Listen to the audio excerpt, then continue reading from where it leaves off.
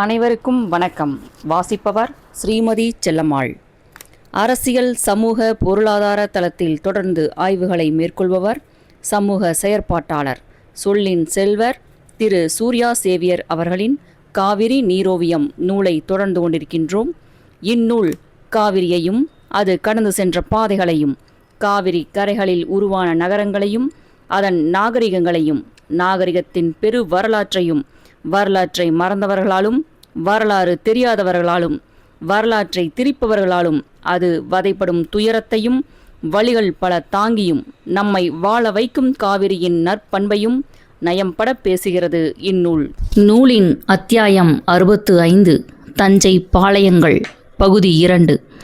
சென்னை ராஜதானியை சேர்ந்த ஜமீன் நிலங்களை பாதுகாக்க வேண்டும் என்ற நோக்கத்துடன் பிரிட்டிஷாரின் சென்னை அரசாங்கத்தினரால் 1903ஆம் வருடத்தில் ஒரு சட்டம் இயற்றப்பட்டது. இச்சட்டத்தின் பெயர் பங்கிடக்கூடாத நில சொத்துக்களை குறித்த சென்னை பட்டினம் 1903ஆம் வருடத்து மசோதா சட்டம், தி மெட்ராஸ் இம்பாக்டபிள் எஸ்டேட்ஸ் பில் 1903. இச்சட்டத்தின்படி இதன் எல்லைக்குள் தஞ்சை பகுதி ஜமீன்கள் கொண்டு வரப்பட்டது. ஒருபுறம் ஆளும் வர்க்கத்தின் நிலவுடைமை பாதுகாக்கப்பட, மறுபுறம் நிலத்தில் பணியாற்றிய உழைக்கும் மக்களின் போர்க்குரலும் ஆங்காங்கே எழுந்தன. ஜமீன்களின் அடக்குமுறைக்கு எதிரான விவசாய கூலிகளின் உரிமை குரல் மதுக்கூர் ஜமீனின் கோட்டை சுவர்களில் மோதி ஒலித்தது. பண்ணை அடிமை முறைக்கு எதிரான போராட்டங்களை அறிய வேண்டுமானால் பண்ணை அடிமை முறை எப்படி இருந்தது என்றும், அவர்களுக்கு வழங்கப்பட்ட தண்டனை முறைகள் என்ன என்பதை முதலில் அறிய வேண்டும். பண்ணை அடிமையின் வேலைகள் குறித்து அன்றைய தினம் பகலில் நடைபெற்ற வேலைகள் குறித்து இரவில் நிலப்பிரபுக்களிடம் விவரிக்கப்படும். அத்துடன் யார் வேலைக்கு தாமதமாக வந்தார்கள், யார் எதிர்த்து பேசினார்கள், யார் வேகமாக வேலை செய்யாததால் தாமதம் செய்தார்கள் போன்றவைகளும் சொல்லப்படும். சம்பந்தப்பட்ட நபரை, அது ஆணாக இருந்தாலும் சரி பெண்ணாக இருந்தாலும் சரி, அடுத்த நாள் பண்ணை வீட்டுக்கு கொண்டு வரும்படி நிலப்பிரபு உத்தரவிடுவான். தலையாரி சென்று சம்பந்தப்பட்டவரை பண்ணை வீட்டிற்கு கொண்டு வருவான். அந்த நபர் பறையராக இருந்தால் பல்லரை கூப்பிட்டு மாட்டு கொட்டடி தூணில் கட்ட சொல்லுவார்கள். பல்லராக இருந்தால் பறையரை கொண்டு கட்ட சொல்லுவார்கள். அவர் வன்னியர் அல்லது தேவராக இருந்தால் பல்லரையும் பறையரையும் விட்டு கட்ட சொல்லி புளிய விழாரால் செய்யப்பட்ட சாட்டையால் அடிப்பார்கள். சாட்டைக்கு 5 பிரிச்சாட்டை என பெயர். 5 பிரியை முறுக்கேற்றி வைத்திருப்பார்கள். சாட்டை முனையில் அப்பிரியை விலக்கிவிட்டு கூரான கூழாங்கல்லை சொருகி வைத்திருப்பார்கள். சம்பந்தப்பட்ட நபரை சாட்டையால் அடித்து இழுக்கும் பொழுது அது ரம்பம் போல் கரகரவென்று அடித்து தோலை இழுத்து வரும். இரத்தம் பீரிட்டு ஓடும். அடிப்பவன் கை சோர்ந்து போகும் வரை அடிப்பான். பின்னர் தலையாரி அடிப்பான். தலையாரி சரியாக அடிக்காவிட்டால் நிலப்பிரபு அச்சாட்டையை வாங்கி தலையாரியை அடிப்பான். அதன் பின் அடிவாங்கி ரத்தம் சிந்தி கொண்டிருக்கும் தொழிலாளியை மிருகம் போல் அடிப்பான். அடி வாங்குபவன் அந்த வேதனை பொறுக்க மாட்டாமல் தன் முகத்தில் துப்பிவிடக்கூடாது என்பதாலும், உணர்ச்சி வசப்பட்டு என்னை சாகடி என்று எதிர்த்து பேசிவிடுவான் என்பதாலும் துணியை அவன் வாயில் அடைத்து வைத்து கட்டியிருப்பார்கள். வெறி தீர அடித்து முடித்த பின் அடிபட்டவனை சாக்கு வைக்கோலில் போட்டு படுக்க வைப்பார்கள். பண்ணை வீட்டு ரசம் சோறு போடுவார்கள். அடிபட்டவன் தன் இரத்த காயத்துக்கு மருந்தாக சாணி உருண்டையை வைக்கோல் தீயில் போட்டு ஒத்தடம் கொடுத்து கொள்ள வேண்டும். யாரும் உதவி செய்யக்கூடாது. வீட்டிலிருந்து சோறு கொடுக்கக்கூடாது. ஆனால் அடிபட்டு கிடக்கும் நாளுக்கு வேலை செய்ததாக கணக்கு போடப்பட்டு கூலி கொடுக்கப்படும். வேலைக்கு தாமதமாக வரும் பெண்கள் பழைய சாக்கையோ அல்லது கிழிந்த துணியையோ தொடையை சுற்றி கட்டியிருப்பார்கள். பண்ணை வீட்டிற்கு கொண்டு வரப்படும் அப்பெண்ணை அடிக்க தலையாரி கையில் புளிய விலார் கொடுக்கப்படும். புளிய விலார் முதல் நாளே மரத்திலிருந்து பறிக்கப்பட்டு நெருப்பில் வாட்டப்பட்டு சாட்டையாக இருக்கும். சுளிர் சுளிர் என சாட்டையடி விழுந்து அப்பெண் கதர்வாள். ஆனால் தலையாரி அடிப்பதை நிறுத்தக்கூடாது. இதில் மற்றொரு கொடுமை என்னவென்றால், தலையாரி என்பவன் அப்பெண்ணின் அப்பனாகவோ அண்ணனாகவோ சிற்றப்பனாகவோ மாமனாகவோ உறவினனாகவோ இருக்கலாம். ஆனால் அவன் தன் வேதனையை வெளிப்படுத்தக்கூடாது.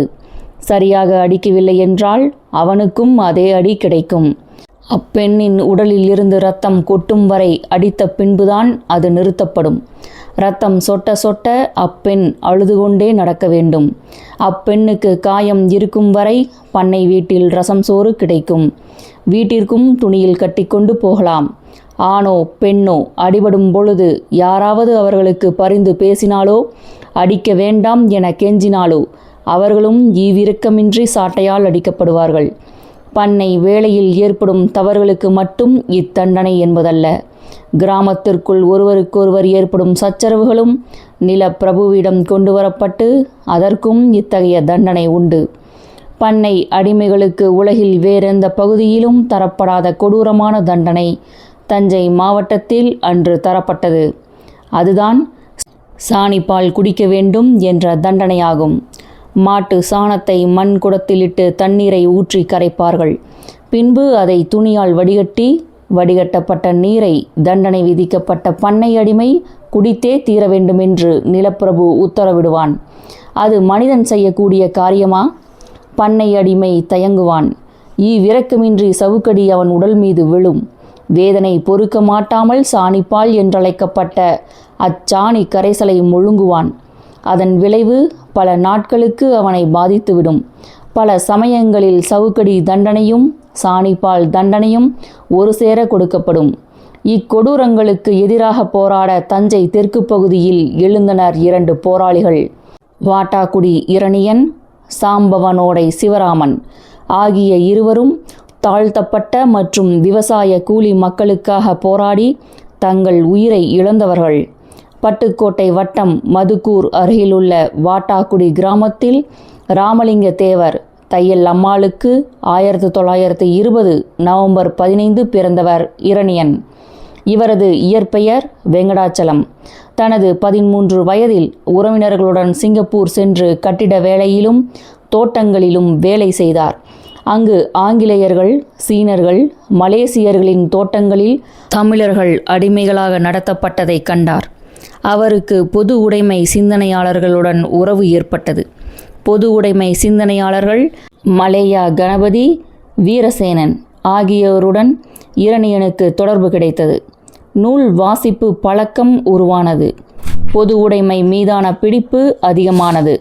இரகசிய அரசியல் கூட்டங்களில் பங்கேற்கும் வாய்ப்பு கிட்டியது. சிங்கப்பூரில் பொது உடைமை மற்றும் பகுத்தறிவு சிந்தனையை வளர்த்து கொண்டு இரணியன் என தனது பெயரை மாற்றிக்கொண்டார்.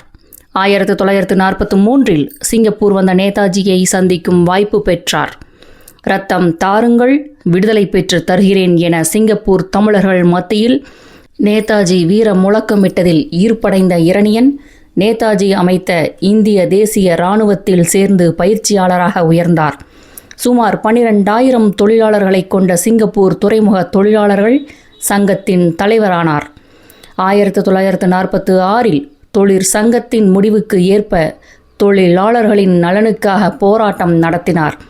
மலேசிய முதலாளிகளும் ஆங்கிலேயர்களும் போராட்டத்தை ரவுடிகளை கொண்டு நசுக்க நினைத்ததை எதிர்கொள்ள இளைஞர் தற்கொலை படை ஒன்றை நிறுவினார். இளைஞர்களுக்கு கொரில்லா பயிற்சியும் துப்பாக்கி சூடும் பயிற்சியும் கொடுத்தார். 1948 மலேசியா பொது உடைமை கட்சியை தடை செய்தது. பொது உடைமை இயக்க தலைவர்கள் தலைமறைவானார்கள். தனது 28வது வயதில் இரணியன் தனது சொந்த ஊரான வாட்டாக்குடிக்கு திரும்பினார்.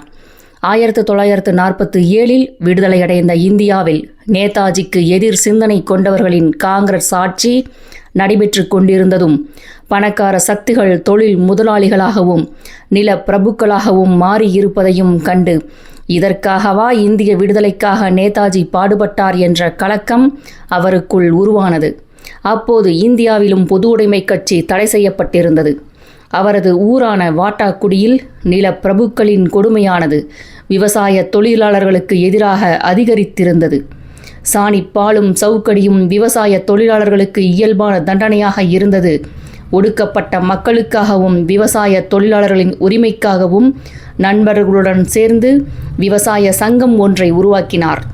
நில பிரபுக்களுடன் மோதி விவசாய தொழிலாளர்களின் கூலியை உயர்த்தினார்.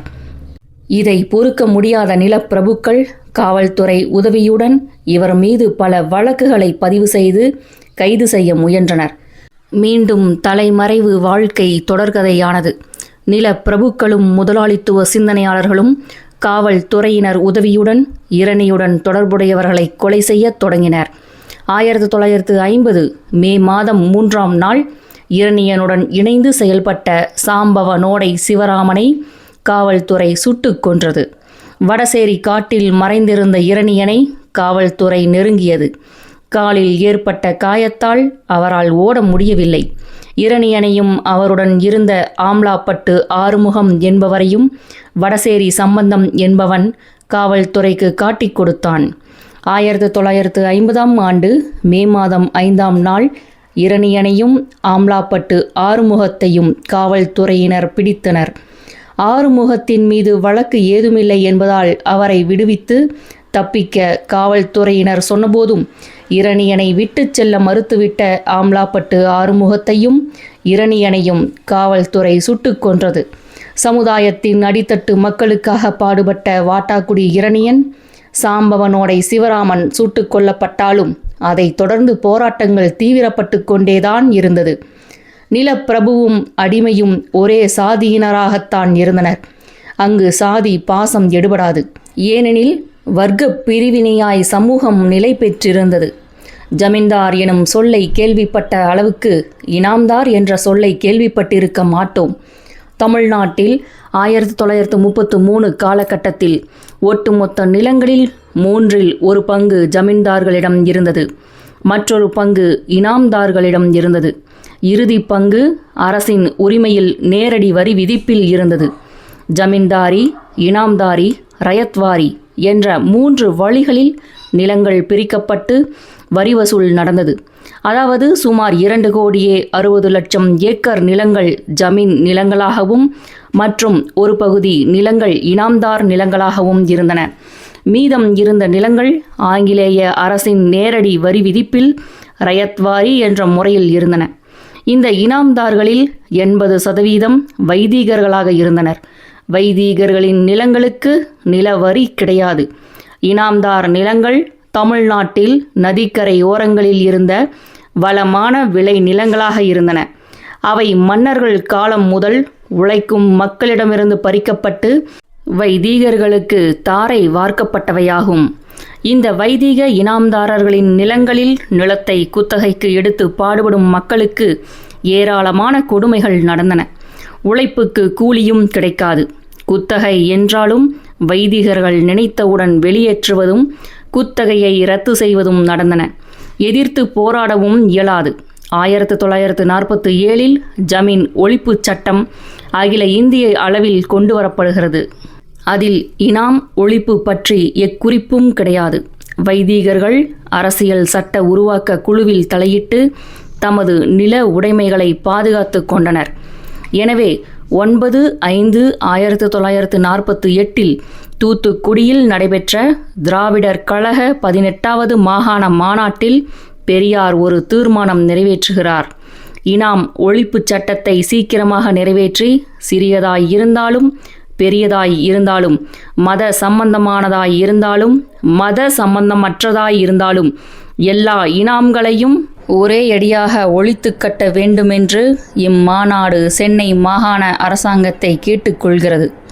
24/10/1948 அறிஞர் அண்ணா அவர்கள் தலைமையில் நடைபெற்ற ஈரோடு மாநாட்டில் இனாம் ஒழிப்பு என்பது மறைக்கப்பட்டது குறித்து கேள்வி கேட்டு தீர்மானம் நிறைவேற்றப்பட்டது.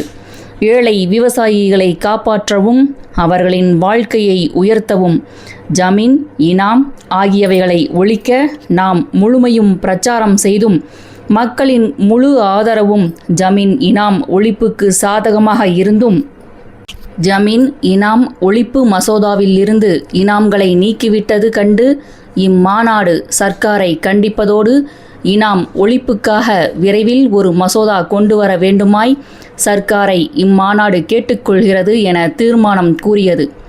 ஜமீன்தார் எனும் கொடுமையான முறை 1948 முடிவுக்கு வந்தன. The Tamil Nadu estates abolition and conversion into ryotwari act 1948 எனும் சட்டத்தின்படி கோடிக்கணக்கான ஏக்கர் பரப்புள்ள ஜமீன் நிலங்களும் வைதீகத்தார் ஆதிக்கத்தில் இருந்த இனாம் நிலங்களும் அரசுக்கு சொந்தமானதாக ஆக்கப்பட்டன. மேற்கண்ட நிலங்களில் சாகுபடி செய்தவர்களுக்கு ரயத்வாரி முறையில், அதாவது அரசுக்கு நேரடியாக வரி செலுத்தும் முறையில் பட்டா வழங்கவும் உத்தரவிடப்பட்டது. தொடர் போராட்டங்களின் விளைவாக இனாம் குடிகள் மசோதா கொண்டுவரப்பட்டது. இதன்படி இனாம் நிலங்களில் உழைக்கும் மக்களுக்கு குறைந்தபட்ச கூலி நிர்ணயம் செய்யப்பட்டது. இனாம்தார்களின் அதிகாரம் குறைக்கப்பட்டது. நிலத்தின் மீது இனாம்தார்களுக்கு இருந்த அதிகாரங்கள் ரத்து செய்யப்பட்டது. விவசாய கூலி தொழிலாளர்களின் போராட்டங்களின் விளைவாகவும் பொது உடைமை இயக்கத்தினரின் பெரும் போராட்டமும் திராவிடர் கழகத்தின் முன்னணி அமைப்பான திராவிடர் விவசாய தொழிலாளர் சங்கத்தின் செயல்பாடுகளின் விளைவாகவும் 1952 தஞ்சாவூர் பண்ணையாள் பாதுகாப்பு சட்டம் கொண்டுவரப்பட்டது. அதைத் தொடர்ந்து 1955 தமிழ்நாடு பயிரிடும் குத்தகைதாரர் பாதுகாப்பு சட்டம், தமிழ்நாடு இனாம் ஒழிப்பு மற்றும் சாகுபடி மாற்றம் சட்டம் ஆகிய விவசாய தொழிலாளர் நல சட்டங்கள் உருவாயின. பாளைய பகுதிகளாக இருந்த தஞ்சையின் தென் பகுதிகளை தாண்டி பயணப்படும் கல்லணை கால்வாய் வரலாற்று சிறப்புமிக்க ஓரிடத்தில் வங்கக் கடலில் கலக்கிறது. அவ்விடத்திற்கு அடுத்து பயணப்படலாம். நூலின் அத்தியாயம் 66 கோரமண்டல் கடற்கரை.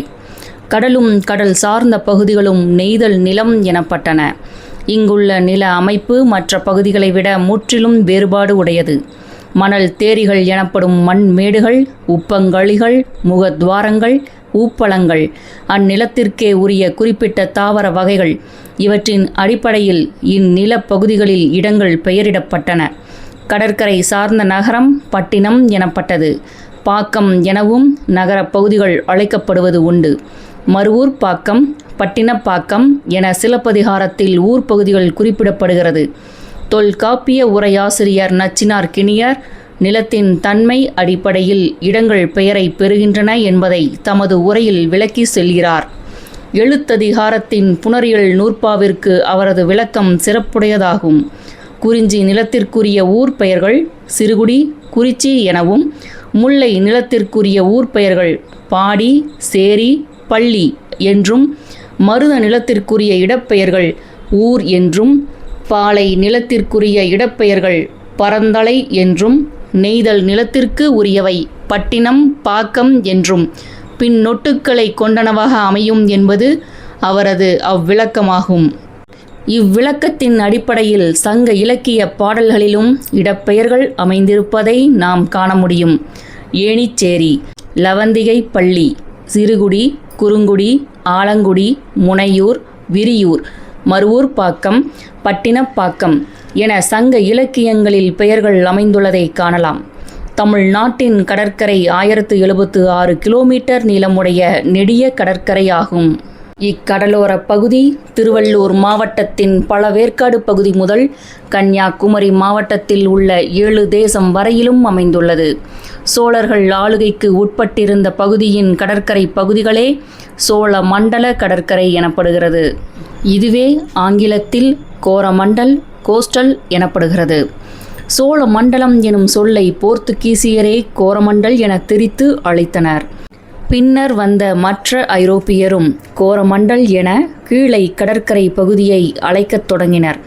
இக்கடற்கரை பகுதியின் மீது கொண்டிருந்த ஈர்ப்பால் ஐரோப்பியரின் கப்பல்கள் சிலவும் கோரமண்டல் எனும் பெயரை பெற்றன. அது மட்டுமின்றி பிற நாட்டு கடற்கரை பகுதிகளுக்கும் கோரமண்டல் என பெயர் சூட்டினர். நியூசிலாந்து கடற்கரை பகுதி ஒன்றை கோரமண்டல் கடற்கரை எனவும், அக்கடற்கரை சார்ந்த ஒரு நகரம் கோரமண்டல் எனவும் ஐரோப்பியர்களால் பெயரிட்டு அழைக்கப்பட்டன. அந்த அளவிற்கு இக்கடற்கரை ஐரோப்பியர்களை கவர்ந்திருந்தது.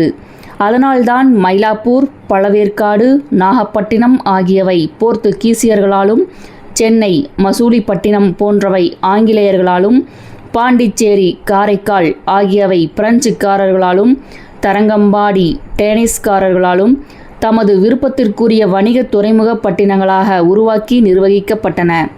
பின்னாளில் ஆந்திராவின் மசூலிப்பட்டினம் முதல் கன்னியாகுமரி வரையிலான நீண்ட கடற்கரையை கோரமண்டல் கடற்கரை என்றே ஐரோப்பியர் ஆவணங்களில் குறிக்கப்பட்டன. பிரான்ஸ் நாட்டாரின் கோரமண்டல் நிலப்படம் ஒன்றில் தென்னிந்திய கடற்கரை பகுதி முழுவதும் மட்டுமின்றி இலங்கையின் தென்பகுதியும் காட்டப்பட்டுள்ளது. பண்டைய தமிழ்நாட்டின் வழக்கொன்றின் அடிப்படையில் பாண்டிய மன்னர்கள் ஆளுகைக்கு உட்பட்டிருந்த கடற்கரை முத்து விளைந்ததன் அடிப்படையில் முத்து கடற்கரை எனப்பட்டது. சேரர்களின் ஆட்சிக்கு உட்பட்டிருந்த கடற்கரை பகுதி மேலை கடற்கரை எனவும் வழங்கப்பட்டது. கோடியக்கரை முதல் காவிரி பூம்பட்டினம் வரையிலான கடற்கரை நிலப்பகுதி சோழ மண்டல கடற்கரை எனப்பட்டது. இக்கடற்கரை பகுதிகள் இஸ்லாமியர்கள் குவியலாக வாழும் பகுதியாகவும் இருக்கிறது. கல்லணை கால்வாய் கடலில் கலக்கும் இடத்தில் மல்லிப்பட்டினம், அதிராம்பட்டினம் போன்ற ஊர்கள் உள்ளன. தமிழ் சமூக வரலாற்றில் இஸ்லாமிய சமூகம் முக்கியத்துவம் வாய்ந்த சமூகமாகும். ஆனால் வரலாற்றில் அதற்கான முக்கியத்துவம் பெருமளவில் இடம்பெறவில்லை. இச்சமூகம் குறித்து நமது கல்வி புலம் சார்ந்த வரலாற்று கல்வியில் முறையான பதிவுகள் இல்லை என்பதே உண்மை. சீதகாதி, உமரப்புலவர், காயிதே மில்லத், அப்துல் கலாம் என ஒரு சில பெயர்களுக்குள் தமிழக இஸ்லாமியர்கள் குறித்த வரலாறு அடக்கப்பட்டுள்ளது. ஆனால் தமிழக முஸ்லிம்களுக்கு நீண்ட வரலாற்று பாரம்பரியம் உண்டு. தமிழ்நாட்டை பொறுத்த அளவில் பிற்கால சோழர்கள் காலத்திலும் பாண்டியர்கள் காலத்திலும் இஸ்லாமியர் குறித்த பதிவுகள் கல்வெட்டுகளில் இடம்பெற்றுள்ளன. சோனகர் என்ற பெயரில் இவர்கள் அழைக்கப்பட்டுள்ளனர். தஞ்சை பெருவுடையார் கோவிலில் திருவிளக்கேற்ற சோனகன் சாவுன் பரஞ்சோதி என்பவர் காசு வழங்கியுள்ளதாக சோழர் கால கல்வெட்டு குறிப்பிடுகிறது. அரேபியர்களை சோனகர் என்று அழைத்ததால் அவர்களிடம் வாங்கப்பட்ட வரியை சோனக வரி என்றே முதலாம் ராஜராஜனின் கல்வெட்டு குறிப்பிடுகிறது. 11ஆம் நூற்றாண்டில் எழுதப்பட்ட ராஜேந்திர சோழனின் ஆனைமங்கல செப்பேட்டில் இவ்வூர் கரணத்தான், மத்தியஸ்தன், துருக்கன், அகமுதனேன் இவை எண்ணெழுத்து என்ற தொடர் இடம்பெற்றுள்ளது. அரசு அதிகாரியாக இஸ்லாமியர் ஒருவர் விளங்கியுள்ளதை இத்தொடர் உணர்த்துகிறது. மதத்தை மையமாக கொண்டே இஸ்லாமியர் குறித்த ஆய்வுகள் பெரும்பாலும் நிகழ்ந்துள்ளது. அவர்களின் சமூக பொருளாதார நடவடிக்கைகள் பெரும்பாலும் பதிவு செய்யப்படவில்லை. தமிழ்நாட்டு இஸ்லாமியர்களின் வாணிப செயல்பாடுகளையும் சமூக பழக்க வழக்கங்களையும் குறித்து ஒரு சில ஆய்வுகளே உள்ளன. 8வது நூற்றாண்டில் இருந்து அரேபிய முஸ்லிம்கள் சோழ மண்டல கடற்கரையில் உள்ள பரங்கிப்பேட்டை, நாகப்பட்டினம், நாகூர், காரைக்கால், அதிராம்பட்டினம், மல்லிப்பட்டினம், மண்டபம், வேதாளை, கீழக்கரை, காயல்பட்டினம் ஆகிய கடற்கரை ஊர்களில் குடியேறி இலங்கை, மலாக்கா மற்றும் இதர தென்கிழக்காசிய நாடுகளின் வாணிபத்திற்கான பாதைகளாக அவ்வூர்களை பயன்படுத்தி வந்துள்ளனர். இவ்வாறு குடியேறிய அரேபிய முஸ்லிம்கள் இப்பகுதி பெண்களை மணந்து கொண்டு ஓர் இஸ்லாமிய பரம்பரையை உருவாக்கினர். இவர்களின் வழி தோன்றல்கள் கடலோடிகளாகவும் கப்பல் உரிமையாளராகவும் வணிகர்களாகவும் திகழ்ந்தனர். இவர்களது முயற்சியாலும் சூஃபி மார்க்கத்தாரின் தாக்கத்தாலும் தமிழர்கள் பலர் முஸ்லிம்களாக மதம் மாறினர். இவ்வாறு ஓர் இஸ்லாமிய சமூகம் தமிழ்நாட்டில் உருப்பெற்றது. இஸ்லாமியர்கள் உள்நாட்டு ஆட்சியாளர்களிடம் செல்வாக்கு பெற்றிருந்ததோடு கடலோடிகளாகவும் நிர்வாகிகளாகவும் கடற்கரையின் பாதுகாவலர்களாகவும் விளங்கினர். பல தென் கிழக்காசிய நாடுகளில் பண்டக சாலைகளை நிறுவியிருந்தனர். 11ஆம் நூற்றாண்டின் தொடக்கத்தில் தமிழ்நாட்டின் கடற்கரை பகுதிகளில் கால் கொண்ட போர்த்துகீசிய காலனியமும் அதன் தொடர்ச்சியாக வந்த டச்சு காலனியம், பிரிட்டிஷ் காலனியம் ஆகியனவும் இவர்களின் கடல் வாணிபத்தை கட்டுப்படுத்தி இவர்களை 2ஆம் நிலைக்கு தள்ளின. தங்களின் வாணிப செல்வாக்கை ஆங்கிலேயர்களிடம் இழந்த இவர்கள் இலங்கை மற்றும் சில தென்கிழக்காசிய நாடுகளுக்கு வணிகர்களாகவும் தொழிலாளிகளாகவும் இடம்பெயர்ந்தனர். அத்துடன் தமிழ்நாட்டின் உள்நாட்டு பகுதிகளுக்கு சென்று மொத்த வியாபாரிகளாகவும் சில்லறை வியாபாரிகளாகவும் தம்மை நிலைநிறுத்திக் கொண்டனர். கடற்கரை ஊர்களில் வாழ்ந்த மரைக்காயர், லெப்பை எனும் 2 முஸ்லிம் பிரிவினர்களாக இருந்தனர். கப்பல் உரிமையாளர்கள், கடலோடிகள், ஏற்றுமதி மற்றும் இறக்குமதி வணிகர்கள், முத்து வணிகர்கள், முத்து சங்கு குளிப்போர், படகு கட்டுபவர்கள், மீன் பிடிப்பவர்கள், உப்பு உற்பத்தியாளர்கள், கடல்சார் பொருட்களை விற்கும் வணிகர்கள் என முஸ்லிம்கள் பொருளாதார நிலையில் உயர்வு பெற்றிருந்தனர். அரேபிய முஸ்லிம்களை ஐரோப்பியர்கள் மூர் என்று அழைத்து வந்தனர். இதன் அடிப்படையில் முஸ்லிம்கள் செல்வாக்கு பெற்றிருந்த சோழ மண்டல கடற்கரை துறைமுகங்களை மூர் துறைமுகங்கள் என்றே குறிப்பிட்டனர். அரேபியாவிலிருந்து குதிரைகளை இறக்குமதி செய்வது இவர்களது முக்கிய வியாபார நடவடிக்கையாக இருந்தது. உப்பு உற்பத்தியிலும் முத்து குளித்தலிலும் ஆங்கிலேய ஆட்சியில் முஸ்லிம்கள் ஓரம் கட்டப்பட்டனர். இதனால் கப்பல் பணியாளர்களாக இருந்தவர்களும் முத்து மற்றும் சங்கு குளித்தலில் ஈடுபட்டிருந்தவர்களும் மீன்பிடி தொழிலுக்கு வர நேரிட்டது. சோனகர், துலுக்கர், மரைக்காயர், ராவுத்தர், லெப்பை என இஸ்லாமிய சமூகத்தின் உட்பிரிவுகளும் கடற்கரை பகுதிகளில் இருந்தன. மேலும் தமிழ்நாட்டிலிருந்து சென்ற முஸ்லிம்கள் தென்கிழக்கு ஆசிய நாடுகளில் சோழியர் எனவும் அழைக்கப்பட்டனர்.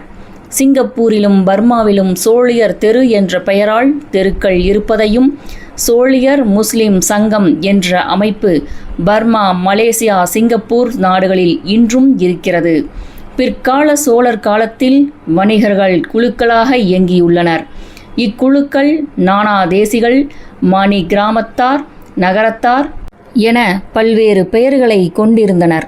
தமிழ் இஸ்லாமியர்களின் வீழ்ச்சிக்கு முக்கிய காரணமாக இவர்கள் காலத்தில் அரசியல் நடவடிக்கைகளில் இருந்து விலகி நின்றனர். ஆட்சி அதிகாரத்தின் மீது நாட்டம் இல்லாமல் வணிகம் சார்ந்த நோக்குடன் மட்டும் செயல்பட்டனர். முஸ்லிம்களிடம் நிலவும் சில உட்பிரிவுகளின் அடிப்படையில் வேறுபாடுகள் நிலவுகின்றன. ஆனால் இவற்றை சாதி வேறுபாடாக கொள்ள முடியாது. தெக்கானி முஸ்லிம்கள் மரைக்காயர்களையும் பிற தமிழ் பேசும் முஸ்லிம்களையும் தாழ்வாக கருதுகின்றனர். தம்மை முகலாய மற்றும் துருக்கி மரபினராக கூறிக்கொள்ளும் இப்பிரிவினர் மரைக்காயரை விட உயர்ந்தவர்களாக தம்மை கருதுகின்றனர். பொருளாதார அந்தஸ்தின் அடிப்படையில் வேறுபாடுகள் நிலவுகின்றன. தனி தெருக்களில் வாழ்வதும் தனியான பள்ளி வாசல்களில் தொழுவதும் கூட தெக்கானி முஸ்லிம்களிடம் உள்ளன. ஆனால் இவற்றில் தீண்டாமை போன்றதொரு செயல்பாடு இல்லை. தமிழக முஸ்லிம்களிடையே வழங்கும் உறவு சொற்களில் வேறுபாடுகள் காணப்படுகிறது. அப்பா என்ற உறவு சொல்லை மரைக்காயர்கள் வாப்பா என்றும், லெப்பை ராவுத்தர் பிரிவினர் அத்தா என்றும் குறிப்பிடுகின்றனர். அம்மா என்ற உறவு சொல்லை மரைக்காயர்கள் உம்மா என்று கூறுகிறார்கள். லெப்பை ராவுத்தர் பிரிவினர் அம்மா என்றே கூறுகின்றனர். அப்பாவின் அப்பாவை முத்து வாப்பா என்று மரைக்காயர்களும் அப்பா என்று லெப்பை ராவுத்தர்களும் குறிப்பிடுகின்றனர். போர்த்துகீசிய மொழி சொற்கள் தமிழ் இஸ்லாமியர்களின் பேச்சு மொழியில் பெரும்பாலும் இடம்பெறுகிறது. தம் மத சார்பை வெளிப்படுத்தும் வகையில் ஒவ்வொரு சமயத்தினரும் தம் குழந்தைகளுக்கு பெயரிடுவது பொதுவான மரபு. இதற்கு தமிழ்நாட்டு இஸ்லாமியர்களும் விதிவிலக்கல்ல. ஆயினும் தம் சமய எல்லையை தாண்டி சின்ன தம்பி, பெரிய தம்பி, நல்ல தம்பி என்ற பெயர்களையும், சமய எல்லைக்கு வெளியில் உள்ள பெயர்களையும் தம் சமய பெயர்களையும் இணைத்து அல்லா பிச்சை, குப்பை முகமது, பக்கீர் வாப்பா, சீனியப்பா என்ற பெயர்களை வைத்துள்ளனர். இது சமய நல்லிணக்கத்தை வெளிப்படுத்துகிறது. இவ்வாறு சோழமண்டல கடற்கரையில் கடல் வாணிபத்தை மேற்கொண்டு வாழும் இஸ்லாமியர்களின் பல்வேறு செயல்பாடுகள் அமைந்துள்ளன. இத்தகைய வரலாறுகளை கொண்ட சோழ மண்டல கடற்கரையில்தான் ஒரு நினைவு சின்னம் எழும்பி நிற்கிறது.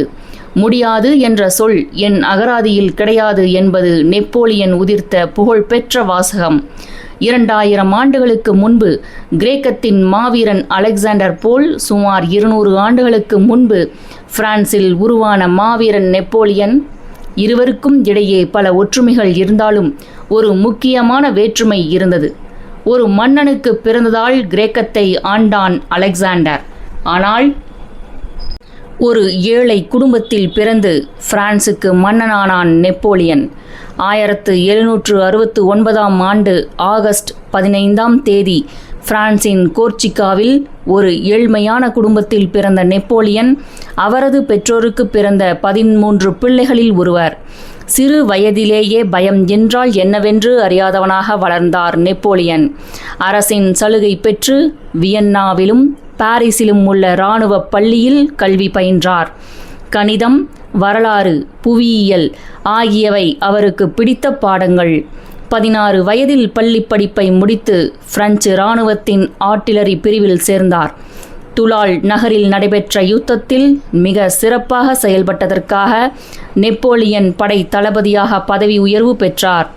1796 இத்தாலியில் ஆஸ்திரிய சாரினிய படைகளை முறியடித்த பிறகு நெப்போலியனுக்கு தேசிய அளவில் புகழ் கிடைத்தது.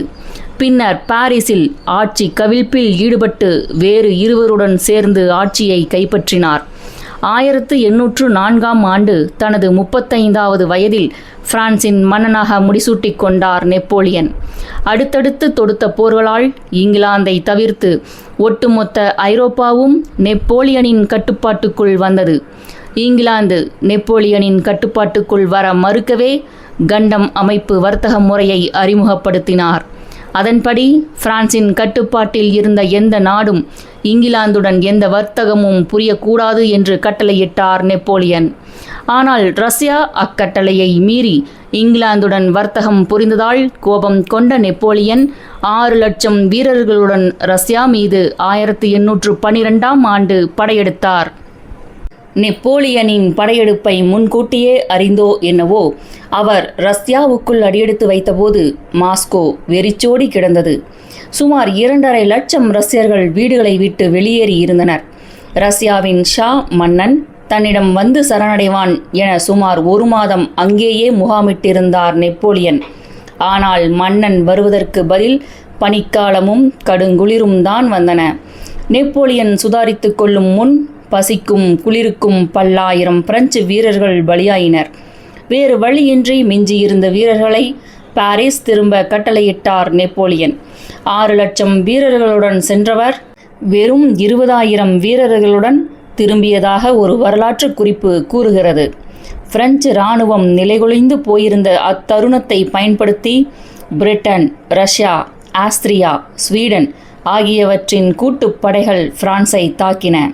போரில் தனது முதல் தோல்வியை சந்தித்தார் நெப்போலியன். கூட்டுப்படையால் நெப்போலியன் எல்ஃபா எனும் தீவில் சிறை வைக்கப்பட்டார். ஆனால் ஓராண்டுக்குள் சிறையிலிருந்து தப்பி வந்த நெப்போலியன் மீண்டும் பிரான்சின் மன்னனானார். புதிய படையை உருவாக்கினார். 2 ஆண்டுகளில் பிரிட்டனும் அதன் நட்பு நாடுகளும் நெப்போலியனுக்கு எதிராக அணி திரண்டன. பெல்ஜியத்தின் வார்டலூ என்ற இடத்தில் நடந்த யுத்தத்தில் 2வது முறையாக தோல்வியை தழுவினார் நெப்போலியன். அவரை சிறைபிடித்த பிரிட்டிஷ் இராணுவம் இம்முறை ஆப்பிரிக்காவுக்கு பக்கத்தில் உள்ள செயின்ட் ஹெலினா என்ற தீவில் சிறை வைத்தனர். அத்தீவில் தனிமையில் வாடிய நெப்போலியனுக்கு வயிற்று புற்றுநோய் ஏற்பட்டது. 6 ஆண்டுகளில், அதாவது 1821ஆம் ஆண்டு மே மாதம் 5ஆம் தேதி நெப்போலியன் இறந்தார். வெற்றி என்பது முயற்சியின் பாதி, நம்பிக்கையின் மீதி. இதுதான் நெப்போலியனின் தாரக மந்திரமாக இருந்தது. நெப்போலியனை வீழ்த்தி வரலாற்றையே மாற்றியமைத்த இவ்வெற்றியை ஆங்கிலேயர் மட்டுமின்றி அவர்களுடன் நட்பு கொண்ட நாடுகள் அனைத்தும் கொண்டாடின. தமிழ்நாட்டில் தஞ்சையை ஆட்சி செய்த மராட்டிய மன்னன் 2ஆம் சரபோஜியும் இதை கேட்டு மகிழ்ச்சியடைந்து அதன் நினைவாக நினைவு சின்னம் ஒன்றை எடுத்தார். அந்நினைவு சின்னம்தான் மனோரா. இது கிபி 1814இல் கட்டப்பட்டது. மனோரா என்பது மினார் என்ற சொல்லிலிருந்து வந்தது.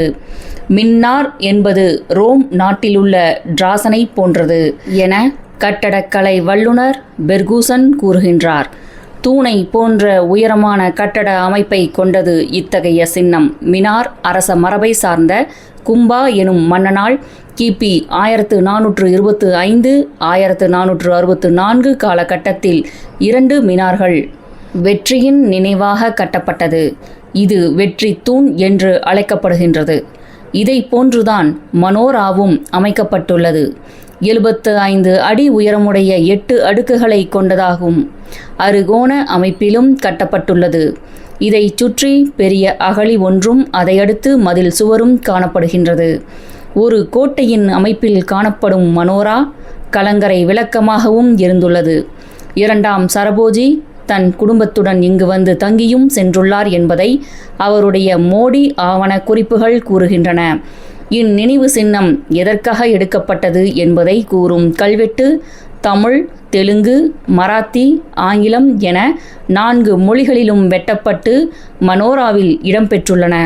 சரபோஜி பல மொழிகளிலும் தேர்ச்சி பெற்றிருந்ததால் 4 மொழிகளில் இக்கல்வெட்டை வெட்டி வைத்துள்ளார்.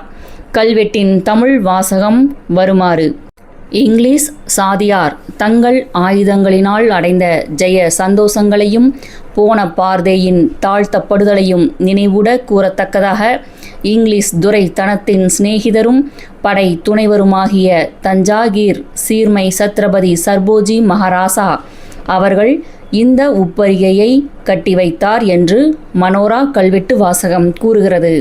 பல்வேறு புயல்களால் கடற்கரை தாக்கப்பட்ட போதும் நிலை குலையாமல் நிற்கிறது மனோரா.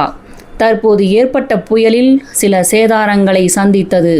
கல்லணையிலிருந்து தொடங்கி பல்வேறு பகுதிகளில் பயணப்படும் கல்லணை கால்வாய் போன்று கல்லணையிலிருந்து செல்லும் மற்றொரு ஆறு வெண்ணாறு. அடுத்து காவிரியின் கிளை ஆறான வெண்ணாற்றில் பயணிப்போம். நூலின் இப்பகுதி இத்துடன் நிறைவடைகிறது. மேலும் மகாகவி பாரதியாருடன் பயணித்த திரு வ. ராமசாமி அவர்கள் எழுதிய பாரதியார் அவர்களின் வாழ்க்கை வரலாற்றை கூறும் மகாகவி பாரதியார் மற்றும் திரு மதன் அவர்கள் எழுதிய வந்தார்கள் வென்றார்கள், சமூக வரலாற்று ஆய்வாளர் திரு சே. திவான் அவர்கள் எழுதிய வர சொன்னார்கள் வந்தார்கள் வென்றார்கள் மற்றும் கவி பேரரசு திரு வைரமுத்து அவர்கள் எழுதிய தமிழாற்றுப்படை, எழுத்தாளர் திருமதி ரோண்டா பைன் அவர்கள் எழுதிய மாயாஜாலம், மகாபாரதத்தின் மாறுபட்ட பக்கங்களை கூறும் எழுத்தாளர் திரு எஸ். ராமகிருஷ்ணன் அவர்கள் எழுதிய உப பாண்டவம், மலையாள எழுத்தாளர் திரு ஆனந்த் நீலகண்டன் அவர்கள் எழுதிய அசுரன், வீழ்த்தப்பட்டவர்களின் வீர காவியம் ராவணன் மற்றும் அவனது இனத்தாரின் கதை, மேலும் பாரதியார் கவிதைகள், ஔவையார் இயற்றிய நல்வழி மற்றும் நீதி நூல்கள் பற்றிய வலையொலி குறும்படங்கள் ஒளிவடிவில் கேட்க ஸ்ரீமதி செல்லம்மாள் வலையொலி அலைவரிசையை பதிவு செய்யுங்கள். செல்லம்மாள் தொடர்வாள். நன்றி, வணக்கம்.